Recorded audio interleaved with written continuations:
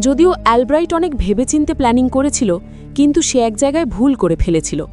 সে ডেমিয়েনকে এক মিলিটারি সোলজারের শরীরে ঠুকিয়েছিল এবং ডেমিয়েনের মস্তিষ্কে ওই সোলজারের স্মৃতির সাথে সাথে তার সমস্ত দক্ষতা বা স্কিলসগুলোও এখনও জীবিত ছিল। তার দৌলতে ডেমিয়েন একে একে অ্যালব্রাইটের সব লোকজনকে খতম করে দিল। অ্যান্টনিও আগুনে পুড়ে আহত হল এবং ডেমিয়েন ম্যাডেলিনকে নিয়ে সেখান থেকে পালিয়ে গেল।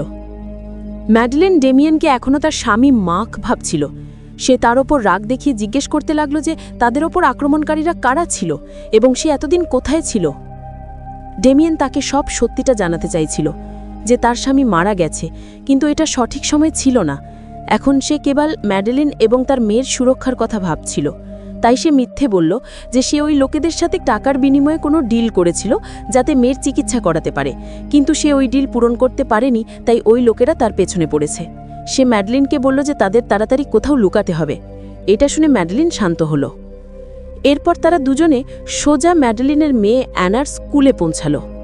ম্যাডেলিন যখন তার মেয়েকে আনতে গিয়েছিল সেই সময় ডেমিয়েন তার ফোন চেক করল।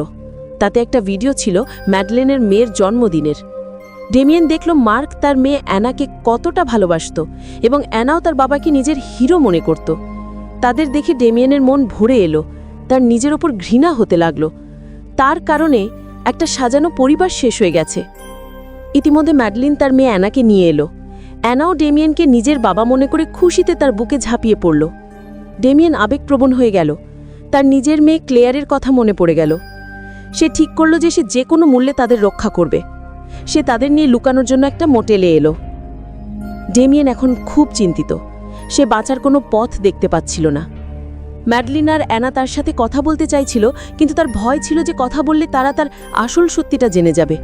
সে তাদের ঘরেই রেখে বাইরে চলে এলো। ডেমিয়েনের সেই লাল ওষুধগুলো যা তাকে মরার হাত থেকে বাঁচিয়ে রেখেছিল, সেটাও এখন শেষ হয়ে গেছে। সে ওই ওষুধের ফর্মুলা জানার জন্য ইন্টারনেটে শেডিং মেডিকেশন লিখে সার্চ করল, কিন্তু সে কোনো ওষুধ বা ফর্মুলা পেল না। যদিও তার সামনে আরও একবার সেই বিখ্যাত নিউরোলজিস্ট ডক্টর ফ্রান্সিস জেসনের ভিডিও এলো, যে একজন মানুষের মস্তিষ্ক অন্য মানুষ বা মেশিনে ট্রান্সফার করার কথা বলছিল। এইবার ডেমিয়েন এটাও জানতে পারল যে ফ্রান্সিস মারা গেছে। ডেমিয়েন তার ভিডিওটা মনোযোগ দিয়ে দেখছিল। ঠিক তখন সে লক্ষ্য করল যে ফ্রান্সিস কথা বলার সময় মাঝে মাঝে নিজের চশমাটাকে নখ দিয়ে ঠকঠক করে। এটা দেখে ডেমিয়েন চমকে উঠল, কারণ সে অ্যালব্রাইটকেও ঠিক এমনটাই করতে দেখেছিল। তখনই ডেমিয়েন ওই ভিডিওতে এমন একটা মুখ দেখল যা তার হুঁশ উড়িয়ে দিল। ওটা ছিল অ্যালব্রাইট, ফ্রান্সিসের পাশেই বসেছিল। অর্থাৎ অ্যালব্রাইটও ফ্রান্সিসের সাথে কাজ করত। এর মানে একটাই হতে পারে যে ফ্রান্সিস মারা যায়নি, বরং সে নিজের চেতনাকে অ্যালব্রাইটের শরীরে ট্রান্সফার করে নিয়েছে। অ্যালব্রাইট হলো ফ্রান্সিস।